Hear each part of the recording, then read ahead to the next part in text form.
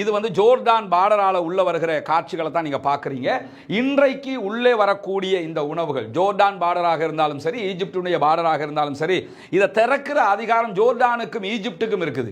இஸ்ரேலுக்கு தெரியும் மீண்டும் நமக்கு எதிரான பேச்சுக்கள் எல்லாம் ஆரம்பித்திருக்கிறது. எனவே இதை நம்ம எப்படி குறைக்கிறது என்கிறதுக்காக அவர்கள் திட்டமிட்ட ஒரு செயல்பாடு தான் உடனடியாக இன்னைக்கு காசாவுக்குள்ள உணவு கொடுக்கிறதுக்கு அனுமதிக்கிறோம், 10 மணி நேரம் நீங்க உணவு கொடுக்கலாம் என்று சொல்லி திடீரென்று ஒரு அறிவிப்பை அவர்கள் விடுத்திருக்கிறார்கள். நெதர்லாந்துக்கு இஸ்ரேலால் அச்சுறுத்தல் இருக்கிறது என்று சொல்லி இன்றைக்கு பகிரங்கமாக நெதர்லாந்து அறிவித்திருக்கிறது என்கிற செய்திகளும் இன்றைக்கு இஸ்ரேலுக்கு எதிரான இஸ்ரேலியர்கள் யார், யூதர்கள் என்றால் யார், அவர்கள் எவ்வளவு கொடூரமானவர்கள் என்பதை உலகத்திற்கு பறைசாற்றுகிற செய்தியாக மாறி இருக்கக்கூடிய நேரத்தில் இந்த பேச்சுவார்த்தையின் இறுதி ஃபைனல் கட்டாக எது இருக்கும்னு சொன்னா ஆபிரகாம் ஒப்பந்தங்கள் விரிவடையலாம் அப்படிங்கிறார். இப்ப உள்ள பிரச்சனை என்னன்னா பாலஸ்தீனத்தை தனிநாடாக ஆக்குங்கிறதான் பிரச்சனை.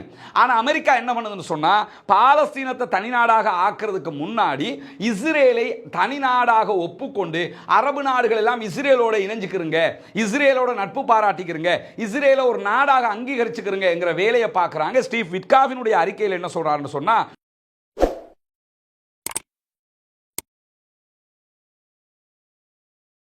அன்பிற்கினிய சகோதர சகோதரிகளே, நம் அனைவர் மீதும் ஏக இறைவனுடைய அமைதியும் கருணையும் உண்டாகட்டுமாக என்கிற உயரிய பிரார்த்தனைகளோடு பாலஸ்தீனத்தினுடைய காசா பகுதிகளில் இஸ்ரேலிய ஆக்கிரமிப்பு ராணுவம் நடத்தி வரக்கூடிய தொடர்ந்தேச்சையான தாக்குதல்கள் தொடர்பாக 660வது நாளில் என்னவெல்லாம் நடந்திருக்கிறது என்கிற செய்திகளைத்தான் இன்றைய இந்த அப்டேட் வீடியோவில் நம்ம பார்க்க இருக்கிறோம். இன்றைய நாளை பொறுத்தவரையில் காசாவினுடைய அப்பாவி மக்களுக்கு ஓரளவுக்கு மகிழ்ச்சியான ஒரு நாளாகத்தான் இருக்கும் என்பதிலே எந்த மாற்றமும் கிடையாது. காரணம் என்னன்னு சொன்னா, இன்றைக்கு உலகம் முழுவதுமே காசாவினுடைய அப்பாவிகள் உணவு இல்லாமல் கொல்லப்படுகிறார்கள் என்கிற செய்திகள் பரபரப்பாக பேசப்பட்டு கொண்டிருக்கிறது. மீண்டும் உலக நாடுகள் எல்லாம் இது தொடர்பான தங்களுடைய கருத்துக்களை சொல்ல ஆரம்பித்திருக்கிறார்கள். ஒவ்வொரு நாடுகளுக்குள்ளும் ஆர்ப்பாட்டங்கள் எல்லாம் நடத்த ஆரம்பிக்கப்பட்டிருக்கிறது. இந்த சூழல்ல இஸ்ரேலுக்கு தெரியும் மீண்டும் நமக்கு எதிரான பேச்சுக்கள் எல்லாம் ஆரம்பித்திருக்கிறது. எனவே இதை நம்ம எப்படி குறைக்கிறது என்கிறதுக்காக அவர்கள் திட்டமிட்ட ஒரு செயல்பாடு தான் உடனடியாக இன்னைக்கு காசாவுக்குள்ள உணவு கொடுக்கிறதுக்கு அனுமதிக்கிறோம், 10 மணி நேரம் நீங்க உணவு கொடுக்கலாம் என்று சொல்லி திடீரென்று ஒரு அறிவிப்பை அவர்கள் விடுத்திருக்கிறார்கள். திடீரென்ற அறிவிப்பு அவர்கள் விடுத்திருந்தாலும் அந்த அறிவிப்பினால் காசா மக்களுக்கு ஒரு நலவு நடக்கிறது என்பது ஒரு புறம். ஆனால் இரண்டாவதாக நம்ம புரிய வேண்டிய மெயின் விவகாரமே என்னன்னு சொன்னா, இந்த அறிவிப்பு ஒரு திசை திருப்பல் என்பதில் எந்த மாற்றமும் இல்லை. யுத்தத்தை நிறுத்திவிட்டு உணவை கொடுங்க என்று சொல்வதுதான் தார்மீகம். ஆனா யுத்தத்தை நடத்திக்கிட்டே என்ன பண்றாங்கன்னு கேட்டா, உணவு கொடுங்கன்னு ஏன் திறந்து விடுறாங்கன்னா, சர்வதேச அளவில் காசா மக்கள் பட்டினியால் கொல்லப்படுகிற புகைப்படங்கள் வீடியோக்கள் எல்லாம் வெளியாகி கொண்டே இருக்கிறது. அதை தணிப்பதற்கான செயல்பாடு தான் இது. இதே நேரத்தில் இன்றைக்கு உணவு வழங்கப்பட்டது என்பது ஜோர்தான் பார்டர் வழியாகவும் ஈஜிப்டினுடைய ரஃபா பார்டர் வழியாகவும் ஓரளவுக்கான உணவுகள் வழங்கப்பட்டிருக்கிறது. லாரிகள் உள்ள வந்திருக்கிறது. அந்த காட்சிகளும் இன்றைக்கு வெளியாகி இருக்கிறத நீங்க பார்க்கலாம்.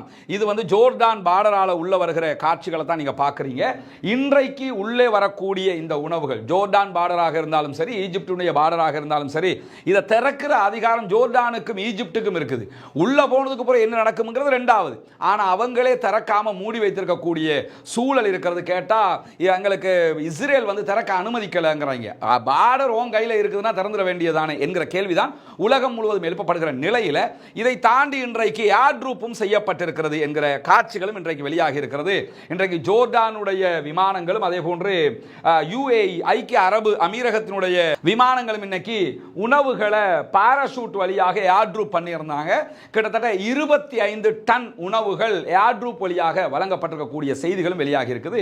இதில் நீங்க என்ன பார்க்கணும்னா, ஏர்ட்ரூப் பண்ணுவதை ஐநாவே இன்றைக்கு எதிர்த்திருக்கிறார்கள். அதை நீங்க பண்ணாதீங்க, பெரிய ஆபத்துக்கள் எல்லாம் உருவாகி கொண்டிருக்கிறது, அங்கே உயிர் பலிகள் ஏற்படக்கூடும் என்கிற செய்திகளை நேத்தே நம்ம இதை புரிய வச்சிருந்தோம்.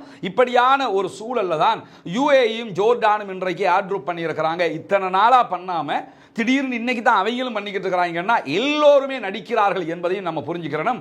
அதுல நீங்க பாத்தீங்கன்னா ஏர்ட்ரூப் 12 ஆயிடுச்சு. வெறும் 25 டன்னு தான் கொண்டு வந்து அவங்க போட்டுக்கிறாங்கன்னு சொன்னா, ஏன் பண்றது பண்றிய ஒரு 500 டன் உணவையாவது போட்டலாமா இல்லையா? போட்டு ஆயிடுச்சுன்னா அள்ளி கொட்டிட வேண்டியதானே.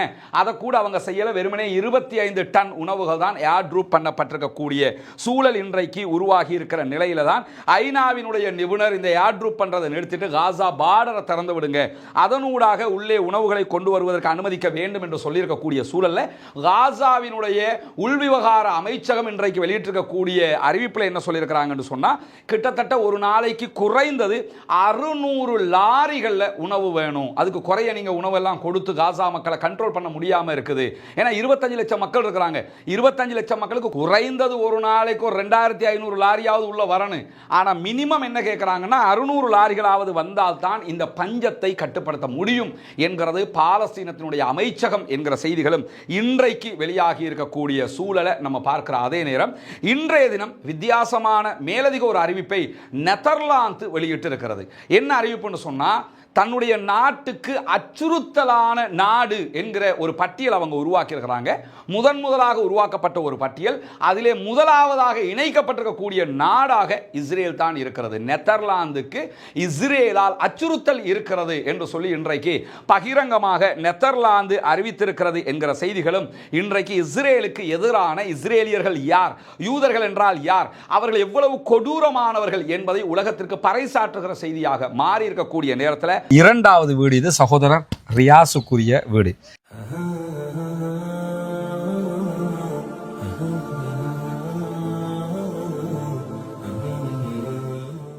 இவர் இந்த வீட்டை கட்டணுங்கிற ஒரு நிர்பந்தத்தில் அவங்களோட மனைவி ஃபாரின் போயிருந்தாங்க. இப்போ இந்த வீடு கட்டி முடிஞ்சதோடு நாங்கள் வர்றோம். அவங்களோட மனைவி வந்துட்டாங்க வீட்டுக்கு. கேட்கும்போது என்ன சொன்னாருண்டா, நான் இதுக்குத்தான் நினைப்பேன், அந்த வீடு நீங்கள் கட்டி தந்துட்டீங்க, எனவே நாங்கள் இனி சந்தோஷமாக இருப்போம். தந்தை இதுக்கு உதவி செஞ்ச எல்லாருக்கும் துவா செய்யுங்க. மாஷா அல்லாஹ். ஏண்டா இதெல்லாம் சிறுக சிறுக நம்ம சேமிச்சது, ஒன்றும் ஏண்ட காசு இல்லை.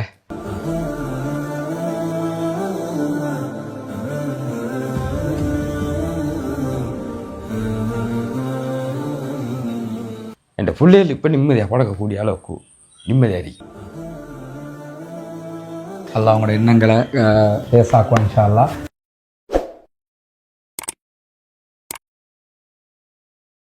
அஸ்ஸலாமு அலைக்கும் வரஹ்மத்துல்லாஹி வபரகாத்துஹு. அன்பிற்கினிய சகோதரர்களே, நமக்கெல்லாம் தெரியும் பொத்துவில் பகுதிகளில் நம்ம ஒரு 14 வீடுகள் கட்டுகிற திட்டத்தை செஞ்சு வர்றோம் கடந்த ரமலானில் இருந்து. அதில் ஒரு 5 வீடுகள் கட்டுகிற பணி முழுமையாக முடிஞ்சிருச்சு. அல்ஹம்துலில்லாஹ்னு அந்த வீடுகளை கையளிக்கிற வேலையை தான் இன்றைக்கி நம்ம செஞ்சுக்கிட்டு இருக்கிறோம். அதில் இரண்டாவது வீடு இது சகோதரர் ரியாசுக்குரிய வீடு. ரியாஸை பற்றி ஒன்று சொல்லணும். என்னென்னு சொன்னால், அவர் ஒரு கடலுக்கு தொழிலுக்கு போகிறவர், இஸ்லாத்துக்கு வந்த சகோதரர்.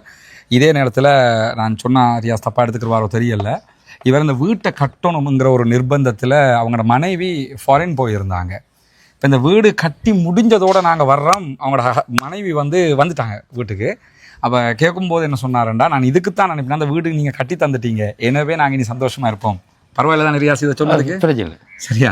அதனால் உண்மையிலே எங்களுக்கு சந்தோஷம். அது அவங்களோட ஒய்ஃப் வெளிநாட்டுக்கு வேலைக்கு போயிருந்தாங்க. இப்போ அல்ஹம்துலில்லாஹ் வந்துட்டாங்க, பிள்ளைகளை பார்த்துக்கொண்டு இப்போ அல்ஹம்துலில்லாஹ் இருக்கிறாங்க. இப்போ ரியாஸ் எப்படி இருக்குது வீடு? பிரச்சனை வாங்க பார்ப்போம். இதுக்கு நாங்கள் விழா எல்லாம் நடத்தி ரியாஸ் இந்த இதெல்லாம் வைக்கல நாங்கள். ஏன்னா அதுக்கு ஒரு 2 லட்சம் 3 லட்சம் செலவழியும். எதுக்கு அதை நாங்கள் அடுத்த வீட்டுக்கு நாங்கள் போட்டோம். சரியா? இன்ஷா அல்லாஹ் எங்களோட அடுத்த வீட்டு கட்டுமானங்கள் வரும்போது உங்களால் முடிஞ்ச உதவிகளை செஞ்சோம். இதுதான் ரியாஸ்ல வீடு நம்ம கொடுத்துருக்கக்கூடிய 2வது வீடு. அல்ஹம்துலில்லாஹ் அவங்க பொருட்களையும் அவங்க எடுத்து போட்டிருக்கிறாங்க. மாஷா அல்லாண்டு இது கிச்சன். சொரவா கிச்சன் அவங்க எல்லாம் மாஷா அல்லாண்டு ரெடி பண்ணியிருக்கிறாங்க. ஓகே, உங்கள் எல்லோருடைய உதவியாலையும் மாஷா அல்லான்னு சொல்லி இந்த குடும்பமும் சந்தோஷமாக இருக்குது. ரியாஸ் உங்களுக்கு சந்தோஷமா? நல்ல சந்தோஷம். சந்தோஷம் தானே? நிறைய சந்தோஷம். சரியா?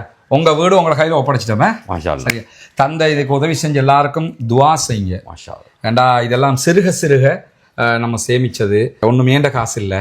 ஒவ்வொரு நாளும் வீடியோ காசாவில் நடக்கிற அநியாயங்களை நம்ம பேசுகிற போது இந்த அநியாயங்களோடு சேர்த்து தான் இங்கே இருக்கிற அவலங்களையும் நம்ம சொல்லியிருக்கிறோம். எனவே அந்த மக்கள், அதை பார்க்குற எல்லா மக்களும் உள்நாட்டில் வெளிநாட்டில் எல்லோருமே நமக்கு உதவி செஞ்சுருக்கிறாங்க. 140 ரூபா, 200 ரூபா, 5000 ரூபா, 2000 ரூபா, 10,000 ரூபா, இப்படி சின்ன காசு. பிறகு ஒரு உண்டியலை கூட போன வாரம் ஒருத்தர் கொண்டாந்து தந்திருந்தார், ஒரு 9500 ரூபா சம்திங், அதுலேயும் இருந்தது. அப்போ இப்படியெல்லாம் சேர்த்து தான் இதில் நாங்கள் முடிச்சிருக்கிறோம். எனவே மார்க்க கட்டமைப்போடு இருங்க, அல்லாஹுடைய கட்டளைகளை பின்பற்றுகிற அந்த காரியங்களோட சிறப்பாக இருக்கிற அதே நேரத்தில் அந்த மக்களுக்காகவும் தினந்தோறும் துவா செய்யுங்க இன்ஷா அல்லாஹ். நிறைய இதுக்காக அந்த மக்கள் எல்லோருமே சிரமப்பட்டிருக்காங்க. இன்னும் நாங்கள் இன்னும் ஒரு 9 வீடு கட்டணும் இன்ஷா அல்லாஹ். அல்லாஹ் அதுக்கும் அருள் புரியணும்னு சொல்லி துவா கேளுங்க. உங்கள் வீட்டை உங்கள்கிட்ட ஒப்படைச்சிட்டேன். சரிதானே? சரி, ரொம்ப சந்தோஷம். உங்களோட மனைவி திரும்ப வந்துட்டாங்கங்கிறதும் பெரிய சந்தோஷம் எங்களுக்கு. எங்களால் உங்களுக்கு அப்படி ஒரு உதவி நடந்திருக்கு இந்த மக்கள் அத்தனை பேராலையுங்கிறது பெரிய மகிழ்ச்சி தான் எங்களுக்கு. சரிதானே? ஏதாவது சொல்ல நினைக்கிறீங்களா மக்களுக்கு?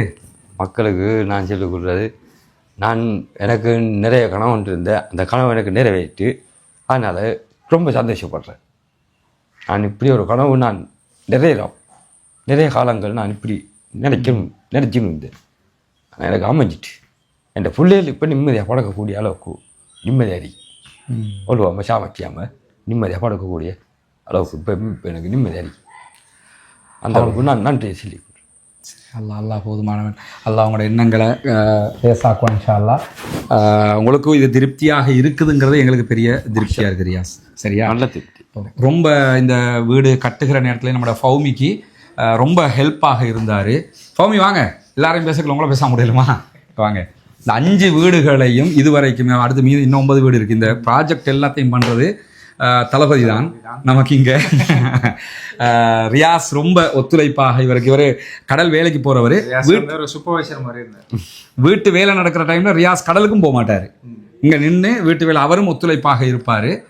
மாஷா அல்லான்னு சொல்லி துவா செய்யுங்க எல்லாரும் இன்ஷா அல்லாஹ். சரிதானே ரியாஸ்? சந்தோஷம் தானே? சந்தோஷம். ஓகே, நாங்கள் போகிறோம் உங்களோட வீடு. நாங்கள் வந்தால் எனக்கு அது வந்தால் ஒரு பிளேன் டியூன் தாங்க இன்ஷா அல்லாஹ். சரி, சந்திப்போம் இன்ஷா அல்லாஹ். இதுதான் நம்ம அடுத்து கட்ட இருக்கிற இடம். 4 வீடுகள் கிட்டத்தட்ட இவரில் கட்ட முடியும். இந்த வேலைகளும் நீங்கள் தருகிற உதவிகளை கொண்டு தான் நம்ம செய்ய இருக்கிறோம்ங்கிறதுனால நீங்கள் தான் இதற்கும் உதவ வேண்டும். அல்லாஹ் உங்களுக்கு அருள் புரிய வேண்டும். உங்கள்கிட்ட தான் நம்ம இதை கேட்க முடியும். காசாவில் நடக்கக்கூடிய அநியாயங்கள் தொடர்பான வீடியோக்களை பார்க்கக்கூடிய சகோதரர்கள் நீங்கள் தான் இதுக்காக அள்ளி தர்றீங்க. சிறு தொகையாக இருந்தாலும் உங்களால் முடிந்ததை நீங்கள் தர வேண்டும் என்று நம்ம கேட்டுக்கிட்டு இருக்கிறோம். சதகத்துல் ஜாரியாவாக ஜகாத் பணத்தையும், ஜகாத் பெறக்கூடிய 8 கூட்டத்தாரில் ஒரு கூட்டத்தார் முஅல்லஃபத்துல் குலூப், உள்ளங்கள் ஈர்க்கப்படுகிறவர்கள் என்று அல்லாஹு தாலா சொல்லி காட்டுகிறான். எனவே இந்த இஸ்லாத்தை ஏற்றுக்கொண்ட சகோதரர்களும் அதிலே ஒரு குரூப்பாக இருக்கிறதுனால உங்களுடைய ஜகாத் நிதிகளையும் நீங்கள் தாராளமாக அதற்காக தர முடியும். இதில் மொத்தம் 4 வீடுகள் இந்த லேண்டுக்குள்ளே கட்ட முடியும். இந்த லேண்டும் நம்ம விலை கொடுத்து வாங்கியிருக்கிறோம் அல்ஹம்துலில்லாஹ்னு சொல்லி. ஏற்கனவே கட்டப்பட்ட ஒவ்வொரு வீடுகளும் 25 லட்சங்கள் சுமார் ஒவ்வொரு வீட்டுக்கு நம்ம செலவழிச்சிருக்கிறோம். முழுமையாக கம்ப்ளீட்டடாக ஒவ்வொரு வீட்டையும் நம்ம செஞ்சு கொடுத்துருக்கிறோம். அதே மாதிரி தான் இந்த இடத்துல 4 வீடுகள் கட்ட வேண்டி இருக்கிறது. எனவே இந்த வீட்டுக்கான உதவி ஒத்தாசைகளையும் வாரி வழங்குமாறு அன்பாக கேட்டுக்கொள்கிறோம். உங்களிடத்தில் மட்டும்தான் நாங்கள் கேட்டு வர முடியும். எனவே இந்த வீடியோக்களை பார்க்கிற சகோதரர்கள் இதற்கான உதவிகளை வாரி வழங்குங்கள். முன்னால் தெரிகிற நம்முடைய வங்கி கணக்கிலக்கத்திற்கு நீங்கள் உங்களால் முடிந்த உதவித்தொகைகளை அனுப்பித்தர முடியும். அதே நேரத்தில் வெளிநாடுகளிலிருந்து பணம் அனுப்ப முடியாது இந்த அக்கௌண்ட்டுக்கு என்று சொல்லக்கூடியவங்க முன்னால் தெரிகிற என்னுடைய வாட்ஸ்அப் மற்றும் தொலைபேசி இலக்கத்தை தொடர்பு கொள்ளுங்கள். உங்களுக்கு அதற்குரிய வழிகாட்டுதல்களையும் நம்ம தருவதற்கு தயாராக இருக்கிறோம். வல்ல இறைவன் நம்முடைய அனைத்து பணிகளையும் புரிந்து கொள்ள வேண்டும். கடந்த 24 மணி நேரங்களுக்குள்ளாக 88 பாலஸ்தீன அப்பாவிகள் காசாவிலே கொல்லப்பட்டிருக்கிறார்கள், ஷஹீதாகி இருக்கிறார்கள். 374 பேர் படுகாயம் அடைந்திருக்கிறார்கள் என்கிற கவலைக்குரிய செய்திகளும் இன்றைக்கு வெளியாகி இருக்கக்கூடிய நேரத்தில் அமெரிக்காவினுடைய மத்திய கிழக்குக்கு பொறுப்பாக இருக்கக்கூடிய தூதுவர் ஸ்டீவ் விட்காஃப் ஒரு அறிவிப்பை இன்றைக்கு விடுத்திருக்கிறார். காசாவினுடைய பாலஸ்தீன விடுதலை இராணுவத்திற்கும் இஸ்ரேலுக்கும் இடையிலான சமாதான பேச்சுவார்த்தைகளுடைய நிலை என்ன என்பது தொடர்பாகத்தான் அவருடைய பேச்சு இன்றைக்கு மாறி இருக்கிறார். அதில் ஒரு முக்கியமான பாரதூரமான ஒரு செய்தியையும் அவர் சொல்லி இருக்கிறார். அதில் அவர் முதலாவது சொல்லுகிற செய்தி என்னன்னு சொன்னா, பாலஸ்தீன விடுதலை அமைப்பினுடனான பேச்சுவார்த்தைகள் சரியான திசையில் மீண்டும் பயணிக்கிறது. அந்த ஏற்கனவே இஸ்ரேல் நாங்கள் வெளியேறோம்னு வெளியேறிட்டாங்க, ஆனால் திரும்பவும் இல்லை நீங்கள் வரணும்னு சொல்லி இழுத்து பிடிச்சி வச்சு பேச்சுவார்த்தை நடந்துகிட்டு இருக்குது. எனவே சரியான திசையில் போய்கொண்டிருக்கிறது என்று சொல்லக்கூடிய ஸ்டீவ் விட்காஃப் மேலதிகமாக என்ன சொல்றாருன்னு சொன்னா, இந்த பேச்சுவார்த்தையின் இறுதி ஃபைனல் கட்டாக எது இருக்கும்னு சொன்னா, ஆபிரகாம் ஒப்பந்தங்கள் விரிவடையலாம் அப்படிங்கிறார். ஆபிரகாம் ஒப்பந்தம் என்று சொன்னால் என்னன்னு சொன்னா, ஏற்கனவே முதல் தடவை அமெரிக்காவினுடைய அதிபராக டொனால்ட் ட்ரம்ப் இருந்தார் இல்லையா, இருக்கிற காலகட்டத்தில் என்ன பண்ணாருன்னு சொன்னா, இஸ்ரேலை தனி நாடாக ஒப்புக்கொள்ளுகிற ஒரு தீர்மானத்தை அரபு நாடுகளுக்கு கொண்டு வந்தாரு. அந்த அடிப்படையில் 3 நாடுகள் என்ன பண்ணாங்கன்னா, இஸ்ரேலை இஸ்ரேலை தனி நாடாக நாங்கள் ஏற்றுக்கொள்கிறோம், எங்களுடைய தூதுவர் ஆலயத்தை அமைத்துக் கொள்கிறோம், அவங்களுக்கும் எங்களுக்கும் இடையில உறவு பாராட்டிக் கொள்கிறோம் என்று ஒப்புக்கொண்டார்கள். அதில் பஹ்ரைன் முதல் கட்டமாக, அதே நேரத்தில் UAE ஐக்கிய அரபு அமீரகம், அதே போன்று மொரோக்கோ, இந்த 3 நாடுகளும் இஸ்ரேலை தனி நாடாக அங்கீகரிச்சிருந்தாங்க. இதுக்கு முன்னாடியே டர்க்கி தனி நாடாக இஸ்ரேலை துருக்கி அங்கீகரிச்சிருக்கிறாங்க, ஈஜிப்ட் தனி நாடாக அங்கீகரிச்சிருக்கிறாங்க, ஜோர்டான் தனி நாடாக அங்கீகரிச்சிருக்கிறாங்க. இப்படியான அங்கீகாரங்கள் இருக்கிற நிலையில் தான் இந்த ஆபிரகாம் ஒப்பந்தத்தினூடாக இந்த 3 நாடுகளும் மேலதிகமாக இஸ்ரேலை தனி நாடாக அங்கீகரித்திருந்தது. இப்போ உள்ள பிரச்சனை என்னன்னா, பாலஸ்தீனத்தை தனி நாடாக ஆக்குங்கிறது தான் பிரச்சனை. ஆனா அமெரிக்கா என்ன பண்ணுதுன்னு சொன்னா, பாலஸ்தீனத்தை தனி நாடாக ஆக்குறதுக்கு முன்னாடி இஸ்ரேலை தனி நாடாக ஒப்புக்கொண்டு அரபு நாடுகள் எல்லாம் இஸ்ரேலோட இணைஞ்சுக்கிறங்க, இஸ்ரேலோட நட்பு பாராட்டிக்கிறங்க, இஸ்ரேலை ஒரு நாடாக அங்கீகரிச்சுக்கிறங்க என்கிற வேலையை பார்க்குறாங்க. ஸ்டீவ் விட்காஃபினுடைய அறிக்கையில் என்ன சொல்றாருன்னு சொன்னா, இந்த ஆண்டு இறுதிக்குள் கிட்டத்தட்ட 10 நாடுகள் ஆபிரகாம் ஒப்பந்தத்தில் இணையும்ங்கிறாரு. 10 நாடுகள்னா வேற யாரும் இல்லை, அங்கே யூரோப்பில் இருக்கிற நாடோ அந்தார்டிகாவில் இருக்கிற ஆக்களோ என்று அர்த்தம் இல்லை. அரபு நாடுகள், மத்திய கிழக்கில் மிடில் ஈஸ்டில் இருக்கக்கூடிய 10 நாடுகள் இஸ்ரேலை தனி நாடாக அங்கீகரிக்கும் என்கிறார். ஏற்கனவே இந்த காசா போர் மட்டும் வந்தில்லை என்று சொன்னால் சவுதி அரேபியாவே இஸ்ரேலை தனி நாடாக அங்கீகரித்திருக்கும். அந்த நிலைமைக்கு தான் அவங்க போய் கொண்டிருந்தாங்க. இந்த வாரால் தான் அது பின்னாடி வந்துச்சு. ஆனால் இன்றைக்கு ஸ்டீவ் விட்காஃப் சொல்லியிருக்கக்கூடிய செய்தியில் என்ன சொல்றாருன்னு சொன்னால், 10 அரபு நாடுகள் உடனடியாக இஸ்ரேலை தனி நாடாக அங்கீகரிக்க போகிறது, இந்த ஆண்டு இறுதிக்குள் அது நடக்கும்ங்கிறாங்க. இதை செய்யறதுக்கு முனைப்பு காட்டக்கூடிய அமெரிக்கா, பிரான்ஸ் பாலஸ்தீனத்தை தனிநாடாக அங்கீகரிக்க போகிறது என்னும் போது நீங்க அதை செய்யக்கூடாது, சமாதானத்துக்கு பெரிய பிரச்சனை ஆகிரும், அது அமைதியை கெடுக்கும்ங்கறாங்க. பாலஸ்தீனம் தான் அவர்களுடைய சொந்த நாடு, எனவே பாலஸ்தீன மக்களுக்கு தான் நாட்டினுடைய உரிமை கொடுக்க வேண்டும். ஆனால் அரபு நாடுகள் அதற்கு முன்பதாக இஸ்ரேலை அங்கீகரிக்கிற இந்த போங்கிலே போய்கொண்டிருக்கிறது என்பதையும் இந்த செய்திகளில் நம்ம தெரிந்து கொள்ளுகிற அதே நேரத்தில் இன்றைக்கு இன்னும் ஒரு முக்கியமான செய்தி வெளியாகி இருக்கிறது. என்னன்னு சொன்னா, உளவியல் நெருக்கடிகளால் பாதிக்கப்பட்ட இஸ்ரேலுடைய போர்சஸினுடைய எண்ணிக்கை தொடர்ந்து அதிகரிக்கிறது என்கிற செய்தியை எடியோத் அஹ்ரோனோத் என்கிற இஸ்ரேலிய பத்திரிகை இன்றைக்கு வெளியிட்டிருக்கிறது. குறிப்பாக அக்டோபர் 7, 2023க்கு பிறகு நடைபெற்ற இந்த யுத்தத்தினூடாக கிட்டத்தட்ட 10,000க்கும் மேற்பட்ட இஸ்ரேலுடைய போர்சஸ் என்ன பண்றாங்கன்னா, உளவியல் நோய்களுக்காக ட்ரீட்மெண்ட் எடுத்துக்கொண்டிருக்கிறாங்க என்கிறது எடியோத் அஹ்ரோனோத். இதே எடியோத் அஹ்ரோனோத் இதுக்கு முன்னாடி 70,000 பேர் வரைக்கும் இதை செய்றாங்க என்கிற செய்திகள் எல்லாம் வெளியிட்டிருக்கிறாங்க. ஏன்னா நிறைய உண்மைகளை மறைத்து தான் இஸ்ரேல் செய்திகளை சொல்கிறது.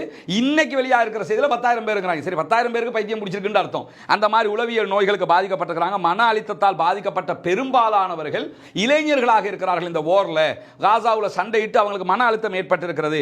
குறிப்பாக அக்டோபர் 7 முதல் இந்த நெருக்கடிகளால் பாதிக்கப்பட்டவங்க, அதே போன்று கொல்லப்பட்டவங்க மொத்தமாக 19,000 பேர் இருக்கிறார்கள் என்கிறது இஸ்ரேல். ஒரு கடத்தில் 13,000 பாங்க, ஒரு கடத்தில் 70,000 பாங்க, ஒரு கடத்தில் 19,000 பாங்க. இப்ப 19,000 பேர் கொல்லப்பட்டிருக்கிறார்கள். யுத்தத்திலையும் உளவியல் நோய்களாலும் கொல்லப்பட்டிருக்கிறாங்க என்கிற செய்திகளை இஸ்ரேல் இன்றைக்கு வெளியிட்டிருக்கிறார். அதே நேரம் 12,000க்கும் மேற்பட்டவர்கள் உளவியல் நெருக்கடிகளுக்கு தொடர்ந்து சிகிச்சை எடுத்து வருகிறார்கள் என்கிற செய்திகளும் வெளியாகி இருக்கு. மொத்தத்தில் காசா அப்பாவிகளை அழிக்க சென்றவர்கள் உளவியல் நோய்களுக்கு உள்ளாகி தத்தளித்துக் கொண்டிருக்கிறார். ஆனால் காசாவுடைய மக்கள் நீங்க எடுத்துக்கிட்டீங்கன்னா 75,000க்கும் மேற்பட்டவங்க கொல்லப்பட்டிருக்கிறாங்க, 1,40,000க்கும் மேற்பட்டவங்க படுகாயம் அடைந்திருக்கிறாங்க, முழு நாடு அழிக்கப்பட்டிருக்கிறது.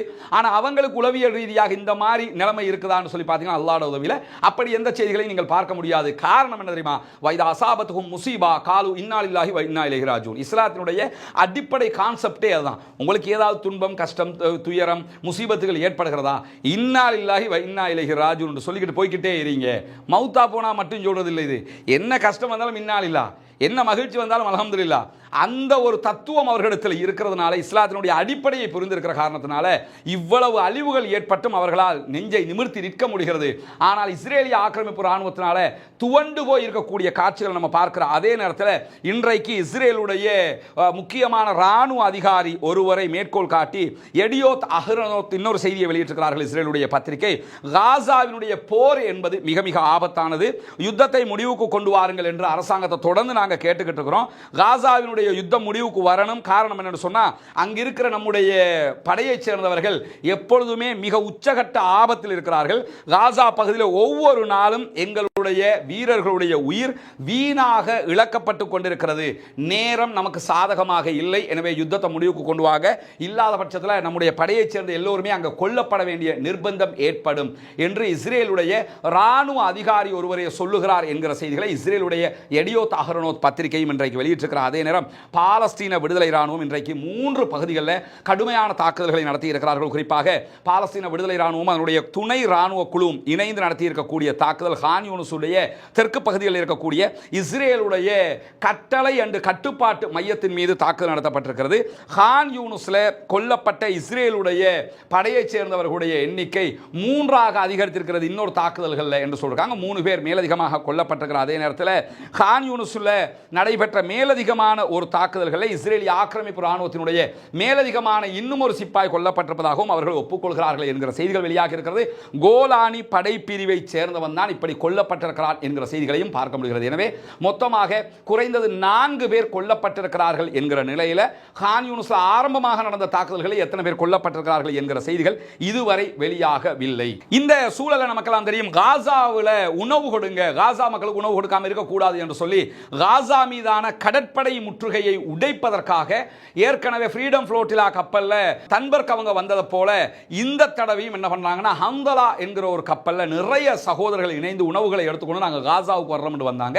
இன்றைக்கு காசாவை நோக்கி வந்தவர்கள் கைது செய்யப்பட்டார்கள், தாக்குதலுக்கு உள்ளாக்கப்பட்டார்கள். இஸ்ரேலிய ஆக்கிரமிப்பு ராணுவம் அவர்களை கைது செய்து இன்றைக்கு அஷ்டோது துறைமுகத்திற்கு அழைத்து சென்றிருக்கிற செய்திகள் வெளியாக இருக்கு. நீங்க பார்க்கலாம், கப்பலுக்குள்ள போய் அவங்களை கைது செய்கிற காட்சி, அதே நேரத்தில் கப்பலை சுற்றி வளைத்து அவங்க தாக்குதல் நடத்திய காட்சிகள் பதிவாகி இருக்கிறது.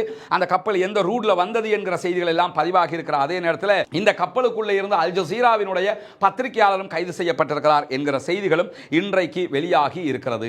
இப்படியான சூழல்ல நமக்கெல்லாம் தெரியும், பிரான்ஸ் பாலஸ்தீனத்தை தனிநாடாக அங்கீகரிக்க போகிறோம் என்கிற காரியத்தில் ரொம்ப மும்முரமாக இருக்கிறாங்க. 9வது மாதத்தினுடைய ஆரம்பத்தில், செப்டம்பர் ஆரம்பத்தில் நடைபெற இருக்கிற நியூயார்க்கினுடைய ஐநாவினுடைய கூட்டத்தொடரில் தான் பாலஸ்தீனத்தை தனிநாடாக அங்கீகரிக்க போகிறோம் என்கிற செய்திகளை இன்றைக்கும் இம்மானுவேல் மெக்ரான் பிரான்சினுடைய அதிபர் விடுத்திருக்கக்கூடிய அறிக்கையில் பார்க்கலாம். இன்றைக்கு அவர் டர்க்கியினுடைய அதிபர் அர்துகானை சந்திச்சதுக்கு பிறகு ஊடகங்களுக்கு பேசியிருக்கக்கூடிய செய்தியில் என்ன சொல்றாருன்னு சொன்னா, காசாவில் குழந்தைகள் பட்டினியாக கிடப்பதை நாங்கள் ஒருபோதும் ஏற்றுக்கொள்ள முடியாது.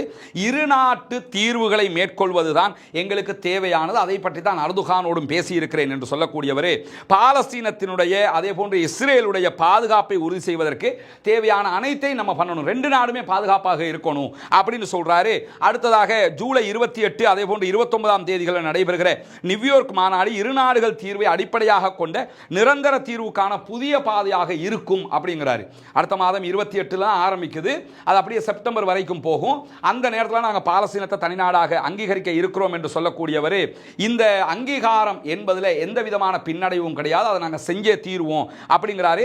போர் நிறுத்தம் அமுல்படுத்தப்பட வேண்டும், அனைத்து பணைய கைதிகளும் விடுதலை செய்யப்பட வேண்டும், பாலஸ்தீன விடுதலை ராணுவம் ஆயுதங்களை கீழே வைக்க வேண்டும் என்கிற செய்திகளையும் அவர் தொடர்ந்து சொல்லி இருக்கிறதோட எக்ஸ்ட்ரா என்ன சொல்றாருன்னு கேட்டா, பாலஸ்தீனத்தை தனிநாடாக அங்கீகரிக்க வைப்பதற்கான முயற்சிகளில் மற்ற நாடுகளையும் கன்வின்ஸ் பண்ணி இணைத்துக் கொள்வதற்கான வேலைகளையும் நாங்க பார்த்து வர்றோம் என்கிறார் இம்மானுவேல் மெக்ரான், பிரான்சினுடைய அதிபர். இந்த நிலையில தான் ஒரு டவுட் நமக்கு என்ன வருதுன்னு சொன்னா, இதே மாதிரியான அதை அங்கீகரிக்கிற நிலைக்கு வருகிற போதுதான் இஸ்ரேல் ஈரான் மீது தாக்குதல் நடத்தி அமெரிக்காவும் தாக்குதல் நடத்தி அதை நாசமாக்கி இருந்தாங்க. இப்போ நீங்க பாத்தீங்கன்னா இந்த பிரான்சினுடைய செய்தி மேலே எழும்பி வருகிற நேரத்தில் நாங்கள் இந்த உணவு கொடுக்கிறோம், வாசலை திறந்து விடுறோம் இருக்கிறாங்க. அப்படின்னா சில நேரங்களில் என்ன பண்ணலாம்னா, காசாவுக்கு தேவையான மனித நேய உதவிகள் எல்லாம் நாங்கள் கொடுத்துக்கிட்டு இருக்கிறோம், அங்கே யாரும் பட்டினியாக இல்லை, நாங்களாம் சரியாக தான் இருக்கிறோம், பாலஸ்தீனத்தை நீங்கள் தனிநாடாக அங்கீகரிக்க வேண்டிய அவசியம் இல்லை, நாங்களே அதை பார்த்துக்கிறோம் என்கிற ஒரு பிம்பத்தை கூட இஸ்ரேல் உருவாக்குவதற்கான வாய்ப்புகள் நிறையவே இருக்கிறது. பொறுத்திருந்து பார்ப்போம் சவுதி அரேபியா போன்ற நாடுகள் என்ன செய்ய போகிறது.